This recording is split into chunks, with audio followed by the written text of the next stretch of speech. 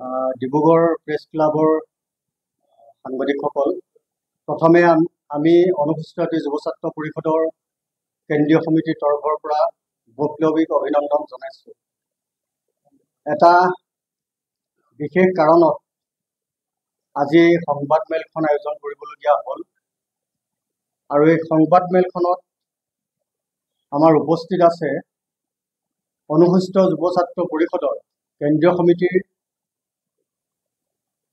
মই হেমন্ত দাস, কেন্দ্ৰীয় উপসভাপতি, আৰু দ্বিতীয়জন উপসভাপতি মুক্তিনাথ দাস ডাঙৰীয়া, কেন্দ্ৰীয় সাধাৰণ সম্পাদক অমৃতপান দাস ডাঙৰীয়া আৰু কেন্দ্ৰীয় সাংগঠনিক সম্পাদক অভিজিত দাস, কেন্দ্ৰীয় সাংস্কৃতিক সম্পাদক সুমিতপ্ৰাণ দাস ডাঙৰীয়া, ডিব্ৰুগড় জিলা সমিতিৰ সভাপতি ভৱন দাস ডাঙৰীয়া, আৰু ইয়াত যোৰহাট, গোলাঘাট, ডিব্ৰুগড়কে ধৰি কেইবাখনো জিলা সমিতিৰ সদস্য উপস্থিত আছে।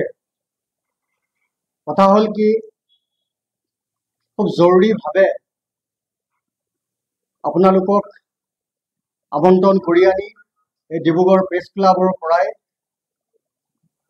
কিছু আপোনালোকৰ সংবাদ মাধ্যমৰ যোগেদি আমাৰ অনুসূচিত জাতি যুৱ ছাত্ৰ পৰিষদৰ কিছু সংঘটিত হোৱা ঘটনা কিছু আপোনালোকক অৱগত কৰিবলৈ ওলাইছোঁ। আপোনালোকৰ দ্বাৰাই আমাৰ অসমৰ 40 লাখ অনুসূচিত জাতিয়ে তেখেতলোকে সকলো জানিব লাগিব, কাৰণ অনুসূচিত জাতিৰ উন্নয়নৰ কাৰণে অসমৰ 40 লাখ মানুহে, জনসাধাৰণে আমাৰ অনুসূচিত জাতি যুৱ ছাত্ৰ পৰিষদটো আগবঢ়াই দিছিল। আমাৰ চলিত বৰ্ষৰ জানুৱাৰী মাহৰ 8, 9, 10 তাৰিখে যোৰহাট জিলাৰ ঐতিহ্যমণ্ডিত মালৌখাত সতীৰাধিকা আই ক্ষেত্ৰত আমাৰ অধিৱেশনখনি 3 দিনীয়া বৰ্ণাঢ্য কাৰ্যসূচীৰে অনুষ্ঠিত কৰিছিলোঁ। যদিও সকলো ঠিকে ঠাকে আছিল, যেতিয়া সন্ধ্যা 7 বজাৰ লগে লগে আমাৰ অধিৱেশনৰ কেন্দ্ৰীয় সমিতিৰ প্ৰতিনিধি সভা আৰম্ভ হৈছিল। তাত আমাৰ ৰুবুল দাস ডাঙৰীয়া, অনুসূচিত যুৱ ছাত্ৰ পৰিষদৰ বৰ্তমান সভাপতি ৰুবুল দাস ডাঙৰীয়াৰ কিছু মতালিৰে তেওঁৰ কিছু বা 2জন মানৰ সমৰ্থনত কেন্দ্ৰীয় সমিতিখন গঠন হৈছিলে, আৰু তেওঁ নিজৰ ববীয়াকৈ 2জন মানক মেনেজ কৰি তেওঁ নিজৰ সভাপতি আসনখন অলংকৃত কৰিবলৈ তেওঁ সুযোগ লৈছিল। আটাইতকৈ দুৰ্ভাগ্যজনক কথা, এইটো আমাৰ সংবিধানেও নকয়। আমাৰ 2016 চনৰ ফেব্ৰুৱাৰী মাহত গুৱাহাটী বি.আৰ. আম্বেদকাৰ ভৱনত প্ৰতিষ্ঠা হোৱা আমাৰ সকলো জিলা সমিতিৰ সদস্যসকলৰ উপস্থিতি প্ৰতিষ্ঠা হোৱা অনুসূচিত যুৱ ছাত্ৰ পৰিষদে আমাৰ সন্মানীয় এই অনুসূচিত জাতি যুৱ ছাত্ৰ পৰিষদটো এগৰাকী হৰ্তাকৰ্তা হিচাপে তেওঁ সকলো সময়তে সকলো বিষয়তে তেওঁ নিজৰ ববীয়াকৈ কিছুমান সিদ্ধান্ত গ্ৰহণ কৰে। আমাৰ কেন্দ্ৰীয় সমিতিৰ কোনো এজন সতীৰ্থৰ পৰা কোনো পৰামৰ্শ নলৈ তেওঁ নিজৰ ববীয়াকৈ কিছু সিদ্ধান্ত গ্ৰহণ কৰাৰ বাবে আজি তেওঁৰ কিছু বিৰোধিতাৰ আজি সংবাদমেলখন আয়োজন কৰিছোঁ। আপোনালোকক এটা বিশেষ বিষয় ক'বলৈ বিচাৰিছোঁ। যিহেতু ৰুবুল দাস এজন পেচাদাৰী আন্দোলনকাৰী, তেওঁ এই বৰ্ষৰ মাৰ্চ মাহৰ আপোনাৰ যেতিয়া অসম চৰকাৰে বাজেটখন প্ৰস্তুত কৰিছিল, সেই বাজেটখনত তেওঁ কৈছিল যে অসম চৰকাৰে প্ৰস্তুত কৰা বাজেটখন এখন গৰু বিষয়ক ৰচনা। কিন্তু এই কথাটো কৈ পেলাই ৰুবুল দাসে অনুসূচিত জাতিৰ লোকক অনুসূচিত জাতিৰ নামত কোনো অসম বাজেটত কোনো স্কিম নাই দিয়া বুলি তেওঁ অনুসূচিত জাতি ৰাইজক বিপথে পৰিচালনা কৰিছিল, আমাকো বিপথে পৰিচালনা কৰিছিল। এই কাৰ্যক আমি আজি আপোনালোকৰ মাধ্যমৰ যোগেদি আমি গৰিহণা দিছোঁ। আৰু লগতে আমি এটা কথা ক'ব বিচাৰিছোঁ, তেওঁ এটা আন্দোলন কৰিছিল, তেওঁ অসম অনুসূচিত জাতি উন্নয়ন নিগমত নুপুৰ সাহা, বিতৰ্কিত ঠিকাদাৰ নুপুৰ সাহা আৰু সঞ্চালিকা তুলসী নাথৰ বিৰুদ্ধে এই আন্দোলনটোত তেওঁ কি কৰিলে, এতিয়া আন্দোলনটো গাপ দিলে। কেনেকৈ গাপ দিলে সেইটো হয়তো আমি সন্দেহ প্ৰকাশ কৰিছোঁ যে নুপুৰ সাহাৰ লগত তেওঁ এক গোপন অংকৰ ধনৰ বুজাবুজি কৰিছে। লগতে শেহতীয়াকৈ যোৰহাট বিজ্ঞান আৰু প্ৰযুক্তিবিদ্যা প্ৰতিষ্ঠানত তেখেতে আন্দোলন কৰি চন্দনাদেৱ নামৰ এগৰাকী ভুৱা অনুসূচিত জাতিৰ ভুৱা অনুসূচিত জাতিৰ সহকাৰী অধ্যাপকৰ বিৰুদ্ধে তেওঁ আন্দোলন কৰি শিক্ষানুষ্ঠানখনৰ পৰিৱেশ বিনষ্ট কৰিছিল। এই পৰিৱেশ বিনষ্ট কৰি তেওঁ শান্ত নাথাকি পৰিৱেশ বিনষ্ট কৰাতে তেওঁ শান্ত নাথাকি পেলাই তেওঁ শিক্ষানুষ্ঠানখনত বিভিন্ন আন্দোলনৰ কাৰ্যসূচী গ্ৰহণ কৰিছিল। কিন্তু এই কি হ'ল, এতিয়া সেই সকলো ফুটুকাৰ ফেন চন্দনাদেৱে দম ভালি মাৰি পেলাই যোৰহাট বিজ্ঞান আৰু প্ৰযুক্তিবিদ্যা প্ৰতিষ্ঠানত খুব উদ্যমেৰে তেখেতৰ অধ্যাপিকাৰ কাম কৰি আছে। গতিকে আমি গোটেই বিষয়বিলাকক আমি গৰিহণা দিছো আৰু আমি অসম চৰকাৰক দাবী জনাব বিচাৰিছো যে এই ৰুবুল দাস বুলি কোৱা ব্যক্তিজনৰ বিৰুদ্ধে অসম চৰকাৰে অসমৰ প্ৰভাৱশালী মুখ্যমন্ত্ৰী ডক্টৰ হিমন্ত বিশ্ব শৰ্মা, অসমৰ সামাজিক ন্যায় আৰু সবলীকৰণ মন্ত্ৰী পীযুষ হাজৰিকা ডাঙৰীয়াই এক ব্যৱস্থা গ্ৰহণ কৰিব। আমি আৰু এটা কথা ক'ব বিচাৰিছো যে তেজপুৰৰ আমাৰ যিজন তেজপুৰৰ অধীক্ষক অভিযন্তা PW বিভাগৰ তেখেতক যিজন অজিত কুমাৰ মেধিৰ ওপৰত যি অনানুসূচিত জাতিৰ চাৰ্টিফিকেট লৈ আছে বুলি ৰুবুল দাসৰ নেতৃত্বত এক আন্দোলন কৰা হৈছিল। সামাজিক মাধ্যমত তেওঁ বিভিন্ন সময়ত বাইট দি আহিছিল। তাৰ পাছত এই বাইট দিয়াৰ পাছত বা তেওঁৰ ওপৰত আন্দোলন কৰাৰ পাছত আমাৰ সতীৰ্থসকলক ব্যৱহাৰ কৰাৰ পাছত তেখেতে ৰাতিৰ ভিতৰতে আকৌ দুজন সতীৰ্থ তালৈ প্ৰেৰণ কৰি গোপন টকা পইচা লেনদেন কৰিবৰ কাৰণে গোপন বুজাবুজি কৰিছিল। আৰু সেই কাৰ্যালয়ত সেইদিনা এটা উত্তপ্ত পৰিস্থিতিৰ সৃষ্টি হৈছিল। আৰু উত্তপ্ত পৰিস্থিতিৰ সৃষ্টি হোৱাৰ ফলত তেখেতে অজিত কুমাৰ মেধিক সেই দুজন ব্যক্তিৰ হতুৱাই অনুসূচিত জাতিৰ লোক বুলি তেওঁলোকে চিনাকি দিবৰ কাৰণে বাধ্য কৰিছিল। গতিকে ইয়াতকৈ দুখজনক কথা হ'ব পাৰেনে? এনেকৈ আন্দোলনমুখী কৰি আমাৰ যুৱকসকলক, আমাৰ সতীৰ্থসকলক কৰ্মমুখী কৰাৰ পৰিৱৰ্তে এই গোপন যি বুজাবুজি, এই গোপন বুজাবুজি এক উচিত তদন্ত কৰিবৰ কাৰণে আমি আৰক্ষী অধীক্ষকৰ লগতে আমাৰ DGP মহোদয়লৈ আমি আমাৰ স্মাৰক পত্ৰ প্ৰেৰণ কৰিম। আৰু লগতে তেওঁৰ যিকোনো আয়ৰ উৎস, এই উৎসসমূহ যাতে আমি মুখ্যমন্ত্ৰীৰ যিটো তদাৰকী কোষৰ দ্বাৰা আমাৰ এক ইনভেষ্টিগেশ্যন চলাবৰ কাৰণে আমি দাবী জনাম। আৰু লগতে আমি আৰু এটা কথা আপোনালোকক জনাব বিচাৰিছো যে আজি এই সংবাদ মেলখনৰ যোগেদি আমাৰ যিসমূহ জিলা সমিতি আছে, প্ৰতিখন জিলা সমিতিয়ে আমাক পূৰ্ণ সমৰ্থন আগবঢ়াইছে। বিভিন্ন কাৰণত তেখেতলোক আমাৰ ইয়ালৈ আহিব পৰা নাই। ইতিমধ্যে যোৰহাট, গোলাঘাট আৰু ডিব্ৰুগড়ৰ আমাৰ সতীৰ্থসকল আছে। ইয়াৰ পাছতে তীব্ৰভাৱে আমি আমাৰ আৰু এটা ফৈদ হৈ থকা, আচলতে সেই ফৈদটো আচলতে নহ'লহেঁতেন যদিহে ৰুবুল দাসে হস্তক্ষেপ নকৰিলেহেঁতেন। আজি ৰুবুল দাসৰ কাৰণে আমি জাতিটো একত্ৰিত হ'ব পৰা নাই। তাৰোপৰি আমাৰ যি অনুসূচিত জাতিৰ কেইবাটাও 13 সংগঠন আছে বা অন্যান্য সংগঠন আছে, আমি সকলোৰে লগত একত্ৰিতভাৱে আমাৰ সংগ্ৰামখন আগুৱাই নিবৰ কাৰণে আমি আজি প্ৰতিশ্ৰুতিবদ্ধ হৈছো। তেখেতৰ কাৰণে আমি আজি আমাৰ লোকসকলৰ মাজত একত্ৰিত হোৱাত বাধাৰ সন্মুখীন হৈ আহিছিলো। গতিকে আপোনালোকক ইয়াৰ যোগেদি আজি আমাৰ সংবাদ মেলৰ আপোনালোকক আগতে এটা কথাৰ বিষয়ে অৱগত কৰিছো যে যেতিয়া আমি এই ক্ষেত্ৰত জিলা সমিতিৰ সভাপতি সম্পাদকসকলক আমি এই ক্ষেত্ৰত যদি আমি ইয়ালৈ আজি মাতিবৰ কাৰণে ব্যৱস্থা কৰিছিলো, তেখেতলোকে আমাক বিভিন্ন কাৰণত আহিব নোৱাৰিলে। আৰু ৰুবুল দাসে তৎকালীনভাৱে তেখেতলোকক বহিষ্কাৰ কৰিবৰ কাৰণে উদ্যত হৈ যায়। গতিকে আমি আজি কেন্দ্ৰীয় টিমটোহে আজি ডিব্ৰুগড় জিলা সমিতিৰ উদ্যোগত কেন্দ্ৰীয় টিমটোৱে আমাৰ যিসকলে আমাৰ এই ৰুবুল দাসৰ বিৰুদ্ধে আমি ওলাই আহিছো। গতিকে ডিব্ৰুগড় জিলা সমিতিৰ নেতৃত্বতহে বা উদ্যোগতহে আমি আজি বিষয়টো ডিব্ৰুগড়ৰ পৰা আৰম্ভ কৰিছো। ইয়াৰ পাছত আমাৰ পৰ্যায়ক্ৰমে বিভিন্ন জিলাসমূহত আমাৰ প্ৰেছ মিটসমূহ আৰম্ভ কৰি যাম। আছিলে আপোনাৰ প্ৰথম সংবিধান যিখন অধিৱেশনত আপোনাৰ 14 জনী আছিলে, তাৰ পৰা ইতিমধ্যে ৰুবুল দাসে 3 জনক অব্যাহতি দিছে। বৰ্তমান 11 জনীয়া। 11 জনীয়ে আমাৰ 5 জন আছো, এতিয়া 2 জন উপসভাপতি আছে। সাধাৰণ সম্পাদক হিচাপে মই আছো, সাংস্কৃতিক সম্পাদক আছে, সাংগঠনিক সম্পাদক আছে। আৰু তাৰে দুজন আপোনাৰ এজন খুৰাকৰ পুতেক আৰু এজন খুলখালিয়েক। গতিকে সিহঁত দুজনকতো অনাৰ কোনো আমাৰ ব্যৱস্থাই নাথাকিব। গতিকে এইটো এটা তোমাৰ সম্পূৰ্ণ পৰিয়াল কেন্দ্ৰিক কৰি আছে। তাৰোপৰি যিটো বিত্তীয় বিভাগটো সম্পূৰ্ণ তেখেতৰ পত্নীৰ দ্বাৰাই পৰিচালিত কৰাই আছে। বিত্ত বিভাগটোৰ তেখেতৰ পত্নীৰ নামত আছে, ৰূপজ্যোতি দাস তেখেতে মানে পদবী হিচাপে নাই যদিও আমাৰ গোটেই মানে যিটো আমাৰ লেনদেনসমূহ তেখেতৰ যি মানে গুগল পে'ৰ যোগেদি আমাক সভা সমিতিসমূহত পইচাখিনি মানে বিত্তীয় সমাজটো মানে উজ্জ্বল হৈ আছে, মানে সম্পাদক হিচাপে আছে, বিষয়বাবটো আছে, কিন্তু হেৰি নাই, মানে মানুহ নাই, বিষয়বাব মানে মানুহ নাই।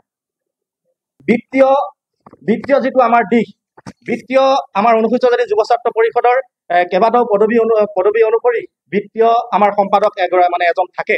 এই বিত্তীয় সম্পাদক আপোনালোকে চাওকচোন, বিত্তীয় সম্পাদক গৰাকী আজি পৰ্যন্ত 2016 চনতে প্ৰতিষ্ঠা হোৱা সংগঠনটোৰ বিত্তীয় মানে সম্পাদকৰ পদত তেখেতৰ পত্নীৰ দ্বাৰা মানে পৰিচালিত কৰি আমাৰ সতীৰ্থসকলক আমাৰ যিখিনি আমাৰ টকাৰ মানে সভা সমিতি পতাৰ যিটো লেনদেন, সেই লেনদেনসমূহ পত্নীৰ যোগেদি কৰি থাকে। গতিকে ইয়াতকৈ আৰু দুৰ্ভাগ্যজনক বিষয় একো হ'ব নোৱাৰে। গতিকে আমি আপোনালোকক আমাৰ তথ্যসমূহ প্ৰদান কৰিছো, আৰু আপোনালোকে তথ্যসমূহ চাই আমি আমাৰ অনুসূচিত জাতি যুৱ ছাত্ৰ পৰিষদৰ একত্ৰীকৰণ বা আমাৰ অনুসূচিত জাতিটোক আগুৱাই নিয়াত আপোনালোকে খুব সুন্দৰভাৱে আমাৰ নিউজৰ বাৰ্তাসমূহ প্ৰেৰণ কৰিব। আৰু লগতে আমি দেখুৱাইছো, চব এইটো জ্যোতি দাস তেখেতৰ পত্নীয়ে আমাৰ সংগঠনটো পৰিচালিত কৰি আহিছে।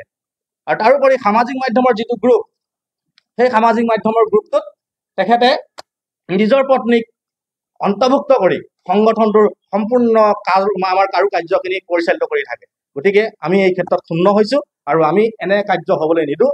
অনুসূচিত যুৱ ছাত্ৰ পৰিষদ আৰু পৈতৃক সম্পত্তি নহয়, জাতিটোৰ অস্তিত্বৰ ক্ষেত্ৰত আৰু জাতিটোৰ উন্নয়নৰ ক্ষেত্ৰত আমি মাত মাতি আহিছো। তাৰোপৰি দিল্লীৰ আমাৰ যিটো কেওটসকলক যিটো জাতিগত অনুসূচিত জাতিত অন্তৰ্ভুক্ত হ'বৰ কাৰণে যি আমাৰ চৰকাৰে ব্যৱস্থা গ্ৰহণ কৰিছে বুলি আমাৰ বাতৰি প্ৰকাশ পাইছিল, এই বাতৰিটোৰ ওপৰত আমাৰ কেন্দ্ৰীয় সমিতিৰ সাধাৰণ সম্পাদক ডাঙৰীয়াই ক'ব যে কেওটসকলক যি দিল্লীৰ যিটো আমাৰ উচ্চতম ন্যায়ালয়ত PIL যিটো দাখিল কৰাৰ সন্দৰ্ভত, এইটো যে মিছা গুক্কাত বিষয়। এইটো দিল্লীত তেওঁ ফূৰ্তি কৰিছেগে, নানা তামাচা কৰিছেগে। গতিকে তেনেকুৱা ধৰণৰ ক্ষেত্ৰত আমি পিছত গম পাইছো যে তেওঁ PIL কৰিছে বুলি সমগ্ৰ অনুসূচিত জাতিৰ লোকসকলক আভুৱা ভাৰি পানি আমাৰ জাতিটোক এটা ধ্বংসৰ মুখলৈ ঠেলি দিছে। গতিকে আমি তীব্ৰ আশা গৰিহণা দিছো, আৰু আজিৰ তাৰিখৰ পৰা অনুসূচিত জাতি কেন্দ্ৰীয় সমিতিৰ অন্যতম উপসভাপতি হেমকান্ত দাস ডাঙৰীয়াক আমি ভাৰপ্ৰাপ্ত সভাপতি হিচাপে আমাৰ কাৰ্যভাৰ পৰিচালনা কৰি যাব, আৰু লগতে সাধাৰণ সম্পাদক অমৃতৱান দাস ডাঙৰীয়াই আমাৰ সাংগঠনিক কামসমূহ সম্পাদক হিচাপে পৰিচালিত কৰি যাব। আমাৰ সাধাৰণ সম্পাদক মই আৰু এটা বিষয়ৰ ওপৰত আপোনালোকক ক'ব বিচাৰিছো, যিহেতু অনুসূচিত কেওটসকলক অনুসূচিত জাতিত অন্তৰ্ভুক্তকৰণৰ প্ৰক্ৰিয়া আমি সম্পূৰ্ণ বিৰোধিতা কৰিছো। আমি অসম চৰকাৰক দাবী জনাইছো যে কেওটসকল কোনো কাৰণতে অনুসূচিত জাতিত অন্তৰ্ভুক্তকৰণ হ'ব নালাগে। ইতিমধ্যে আমি বিভিন্ন পৰ্যায়ত আমি আন্দোলনৰ কাৰ্যসূচী অব্যাহত ৰাখিছো। শেহতীয়াকৈ আমাৰ এই সদ্য বহিষ্কৃত সভাপতি ৰুবুল দাসৰ নেতৃত্বত আমি দিল্লীত এটা উচ্চতম ন্যায়ালয়ত এটা PIL আবেদনৰ বাবে গৈছো। কিন্তু অতি আশ্চৰ্যজনক বিষয়, যিহেতু চৰকাৰী কোনো নটিফিকেশ্যন নোলোৱালৈকে কোনো PIL আবেদন হ'ব নোৱাৰে। এই আমাকো ৰুবুল দাসে বিপথে পৰিচালনা কৰিছে যে এইটো PIL হৈছে বুলি, কিন্তু পিছত বুজি পোৱা গ'ল যে এখন কোনো PIL ইয়াত কেছ নাম্বাৰ নাই। গতিকে তেওঁ উচ্চতম ন্যায়ালয়ত PIL কৰিম বুলি এখন আবেদন নাই। যদি কিবা কাৰণত কেওট সম্প্ৰদায় অনুসূচিত অন্তৰ্ভুক্ত হয়, তেতিয়া উচ্চতম ন্যায়ালয়ত তেওঁ PIL কৰিম বুলি তেওঁ মানে এখন পত্ৰহে প্ৰেৰণ কৰিছে। গতিকে আমি অনুসূচিত জাতিৰ ৰাইজক এই বিপথে পৰিচালিত কৰা কাৰ্যকো আমি আমাৰ আজি এই আপোনালোকৰ মাধ্যমৰ যোগেদি আমি ৰুবুল দাসক আমি গৰিহণা দিছো। আৰু এজন উপসভাপতি মুক্তিনাথ দাস ডাঙৰীয়া আছে, তেওঁক আমি কিছু কথা বক্তব্য ৰাখিবলৈ মানে জনাব। সন্মানীয় সাংবাদিক বন্ধুসকল, ইতিমধ্যে আমাৰ অন্যতম কেন্দ্ৰীয় সমিতিৰ উপসভাপতি হেমকান্ত দাস ডাঙৰীয়াই আপোনালোকক বিষয়খিনি অৱগত কৰিছে। আপোনালোকে সকলোৱে জ্ঞাত যে অনুসূচিত জাতি যুৱ ছাত্ৰ পৰিষদ অসমৰ জাতি জনগোষ্ঠীৰ এটা অন্যতম সংগঠন। অসমৰ বিভিন্ন সমস্যাৰ লগতে স্বগোষ্ঠীয় জাতিটোৰ কাৰণে বিভিন্ন সময়ত আমি আমাৰ কাৰ্যসূচী গ্ৰহণ কৰি আহিছোঁ। ঠিক তেনেদৰে যোৱা চলিত বৰ্ষৰ যি কেন্দ্ৰীয় অধিৱেশন জানুৱাৰী মাহৰ 8, 9, 10 তাৰিখে যি কেন্দ্ৰীয় অধিৱেশন অনুষ্ঠিত হৈ গ'ল, তাৰ প্ৰতিনিধি সভাত আমাৰ যিজন কেন্দ্ৰীয় সমিতিৰ আগৰ যিজন সভাপতি আছিলে ৰুবুল দাস ডাঙৰীয়া, তেখেতে পুনৰ নিজৰ খেয়ালখুচি মতে সেই কেন্দ্ৰীয় সমিতিৰ কেন্দ্ৰীয় সভাখন প্ৰতিনিধি সভাখন পৰিচালিত কৰি তেখেতে পুনৰ নিজেই সভাপতি পদ গ্ৰহণ কৰিলে আৰু গ্ৰহণ কৰাৰ লগে লগে আমাৰ এজন অন্যতম আমাৰ প্ৰিয় সতীৰ্থ যোৰহাট জিলাৰ সাধাৰণ সম্পাদক অমৃতমান দাস ডাঙৰীয়াক কেন্দ্ৰীয় সমিতিত সাধাৰণ সম্পাদক হিচাপে সেই প্ৰতিনিধি সভাত সৰ্বসন্মত সিদ্ধান্ত মৰ্মে তেখেতক দায়িত্ব অৰ্পণ কৰিলে। কিন্তু দুৰ্ভাগ্যজনক বিষয় যে এই কেন্দ্ৰীয় সমিতিৰ সাধাৰণ সম্পাদক ডাঙৰীয়াক সংবিধানৰ 9 নং দফা অনুসৰি কেন্দ্ৰীয় সমিতিৰ সাধাৰণ সম্পাদক হিচাপে সাংগঠনিকভাৱে যি চিল পেট মোহৰ কাৰ্যবিৱৰণী বহি এইসমূহ অৰ্পণ কৰিব লাগে, তেওঁ সেই সাধাৰণ সম্পাদক গৰাকীক অৰ্পণ কৰাৰ পৰিৱৰ্তে তেখেতৰ নিজা বাসগৃহত জ্যোতিনগৰৰ অৱস্থিত নিজা বাসগৃহত তেখেতৰ ব্যক্তিগত টাংকত আমাৰ সংগঠনৰ গোটেই কাৰ্যবিৱৰণী বহিৰ উপৰিও চিল পেট মোহৰ আদিসমূহ তেওঁ তাত সংৰক্ষণ কৰি ৰাখিছে। তেওঁ নিজ মতালিৰে স্বেচ্ছাচাৰিতাৰে আমাৰ সংগঠনৰ সতীৰ্থসকলক পদে পদে ব্যৱহাৰ কৰি আহিছে আৰু এইসমূহ আমি যেতিয়া ক'বলৈ যাওঁ তেখেতে আমাৰ সংগঠনৰ সতীৰ্থসকলক নানা বিত্তীয় কেলেংকাৰী ক'ব, নানা কিবা অন্য কিবা বিষয়ত জড়িত কৰাই সমিতিৰ পৰা বহিষ্কাৰ কৰাৰ কাৰণে তেওঁ সিদ্ধান্ত স্বেচ্ছাই গ্ৰহণ কৰে। আজি এসপ্তাহৰ আগতে কেন্দ্ৰীয় সমিতিৰ সাধাৰণ সম্পাদক ডাঙৰীয়াই অমৃতমান দাস ডাঙৰীয়াই কেন্দ্ৰীয় সমিতিৰ এটা আমাৰ সামাজিক গ্ৰুপত তেখেতে বিষয়টো উপস্থাপন কৰিছিল যে সভাপতি মহোদয়ে আমাৰ সতীৰ্থসকলক কোনো মেছেজ কোনো বাৰ্তা প্ৰেৰণ কৰিব নোৱাৰা কৰি থৈছিল। এই বাৰ্তাটো প্ৰেৰণ কৰিবৰ কাৰণে সাধাৰণ সম্পাদক ডাঙৰীয়াই যেতিয়া এই কেন্দ্ৰীয় গ্ৰুপটো মুকলি কৰিছিল তেখেতক লগালগ ৰাতিৰ ভিতৰত 11 বজাত লগালগ মানে তেখেতক সাধাৰণ সম্পাদকগৰাকীক মানে অব্যাহতি প্ৰদান কৰিলে। গতিকে এইটো চাওকচোন, আপোনালোকে কওকচোন, এইটো স্বেচ্ছাচাৰিতা একনায়কত্ববাদী মানে তেওঁৰ এইটো ভাৱধাৰা হয়নে নহয়। তাৰোপৰি তেখেতে যিসমূহ আমাৰ সংগঠনৰ কাৰ্যসূচীৰ অন্তৰ্গত বিভিন্ন চাকৰিত মকৰল হৈ থকা অনুসূচিত অনানুসূচিত জাতিৰ লোকসকলৰ চাৰ্টিফিকেট আদি যিসমূহ ধৰিবৰ কাৰণে বা তেখেতসকলক শাস্তি বিহিবৰ কাৰণে বা ধৰা পেলোৱাৰ ক্ষেত্ৰত যি আমাৰ কাৰ্যসূচী গ্ৰহণ কৰি আহে, এই কাৰ্যসূচীসমূহ আমাৰ অসমৰ ৰাইজক আভুৱা ভাৰি তেওঁ আন্দোলন কৰি তোলে। আন্দোলন কৰাৰ লগে লগে আকৌ ৰাতিৰ ভিতৰতে তেখেতলোকে কথাখিনি তেওঁলোকৰ লগত গোপন বুজাবুজি কৰি আমাৰ সতীৰ্থসকলক মানে বিপথে পৰিচালিত কৰে। এই ক্ষেত্ৰত আমি সঁচাকৈ আমি জাৰু খাই উঠিছো, আমাৰ নিৰ্দিষ্ট প্ৰমাণ আছে। তাৰোপৰি তেখেতে আৰু এটা কাম কৰিছে, আপোনালোকক আমি ক'ব বিচাৰিছো, তেখেতে এই অনুসূচিত জাতি যুৱ ছাত্ৰ পৰিষদ সংগঠনটি তেখেতে নিজস্ব আদৰ্শত পৰিচালিত সংগঠন বুলি আমাৰ সতীৰ্থসকলক বাৰে বাৰে ভাবুকি ভয় প্ৰদান কৰি আহিছে। এইটো চাওকচোন, এটা সংগঠন এটা দল ব্যক্তিগতভাৱে আদৰ্শত প্ৰতিষ্ঠিত হ'ব পাৰে নেকি? তেওঁ প্ৰতিবাৰে কয় যে মোৰ আদৰ্শত এইটো পৰিচালিত সংগঠন, গতিকে মোৰ আদৰ্শৰ বাহিৰে কোনোবাই যদি ইয়াত যদি কিবা প্ৰতিবাদ কৰে, হস্তক্ষেপ কৰে, তাৎক্ষণিকভাৱে তেখেতক বৰখাস্ত কৰিবৰ কাৰণে তেওঁ মানে নিজেই কাৰ্যব্যৱস্থা গ্ৰহণ কৰে। ইয়াতকৈ আৰু দুৰ্ভাগ্যজনক কথা একো হ'ব নোৱাৰে। তাৰোপৰি তেখেতে আমি বিগত সময়ত দেখি আহিছো, তেখেতে এটা সময়ত অনুসূচিত জাতি ছাত্ৰ সন্থাৰো দায়িত্ব অৰ্পণ কৰি লৈছিলে আৰু তাৰোপৰি অনুসূচিত জাতি যুৱ ছাত্ৰ পৰিষদৰ দায়িত্বত থাকোঁতে তেখেতে ৰাইজৰ দলৰ সাধাৰণ সম্পাদক ল'বৰ কাৰণে উঠি পৰি লাগিছিলে আৰু তেখেতে জোৰ জুলুম কৰি যেতিয়া আপোনালোকে জ্ঞাত যে অখিল গগৈ যেতিয়া কাৰাগাৰত সোমাই আছিল তেতিয়া ডিব্ৰুগড়ৰ এখন সভাতেই তেখেতে সাধাৰণ সম্পাদক হিচাপে তেওঁৰ দায়িত্বটো মানে নিজেই লৈছিলে। নিজে লোৱাৰ পাছত সেই দলটোত নানা বিশৃংখল পৰিস্থিতিৰ সৃষ্টি কৰি নানা বিভিন্ন বিত্তীয় কেলেংকাৰী কৰি পুনৰ আকৌ সংগঠনৰ মজিয়ালৈ গুচি আহিল। গতিকে চাওকচোন, তাৰোপৰি তাৰ আগৰ সময়লৈ যদি আমি মানে বিচাৰি যাওঁ, আগলৈ যদি গুচি যাওঁ, তেখেতে ৰাজনৈতিকভাৱে কংগ্ৰেছ দলটো প্ৰয়াত তৰুণ গগৈদেৱৰ চৰকাৰৰ দিনত তেখেতে তাত জইন কৰিছিলে। সেই সময়তো কংগ্ৰেছ দলত তেওঁ বিশৃংখল পৰিস্থিতি সৃষ্টি কৰাৰ কাৰণে তেওঁক পুনৰ বহিষ্কাৰ কৰিলে। আজি আমি এটা সিদ্ধান্ত গ্ৰহণ কৰিছো যে এনে একনায়কত্ববাদী ব্যৱস্থাৰে সংগঠনটোক বিপথে পৰিচালিত কৰা ৰুবুল দাস নামৰ কোম্পানীটোক আমি তেখেতক আজিৰ তাৰিখৰ পৰা আমি কাৰ্যকৰী হোৱাকৈ আজি হৈ যোৱা আমাৰ মানে এটা প্ৰস্তাৱ যোগেদি তেখেতক আমাৰ সংগঠনৰ পৰা বহিষ্কাৰ কৰিলো আৰু বহিষ্কাৰ কৰাৰ লগতে কেন্দ্ৰীয় সমিতিৰ অন্যতম এজন উপসভাপতি হেমকান্ত দাস ডাঙৰীয়াক ভাৰপ্ৰাপ্ত সভাপতি হিচাপে আজি আমি দায়িত্ব প্ৰদান কৰি আগন্তুক দিনত কাৰ্যসূচীসমূহ চলাই যাবৰ কাৰণে আমি আজি তেখেতক দায়িত্ব অৰ্পণ কৰিছো। আৰু লগতে আমাৰ অনুসূচিত জাতি যুৱ ছাত্ৰ পৰিষদৰ আন দুটা দ্বিভুক্ত হৈ থকা দুটা শিবিৰৰ মাজত ইতিমধ্যে আমাৰ এটা সৌহাৰ্দ্যপূৰ্ণ আলোচনা হৈছে। আমি একত্ৰিতভাৱে জাতিৰ কাৰণে, জাতিৰ স্বাৰ্থত আমি আগবাঢ়ি যাম বুলি আমি প্ৰতিশ্ৰুতিবদ্ধ হৈছো, আৰু আমি একত্ৰিত অবিহনে আমাৰ জাতিটোৰ সংকট আমি দূৰ কৰিব নোৱাৰো। গতিকে অসমৰ বৃহত্তৰ স্বাৰ্থত, অনুসূচিত জাতিৰ ৰাইজৰ বৃহত্তৰ স্বগোষ্ঠীয় জাতিটোৰ উন্নয়নৰ স্বাৰ্থত আমি দুটা পক্ষ হৈ থকা এই অনুসূচিত জাতিৰ যুৱ ছাত্ৰ পৰিষদৰ দুইটা সংগঠন একেলগ হোৱাৰ আমি পণ কৰিছো।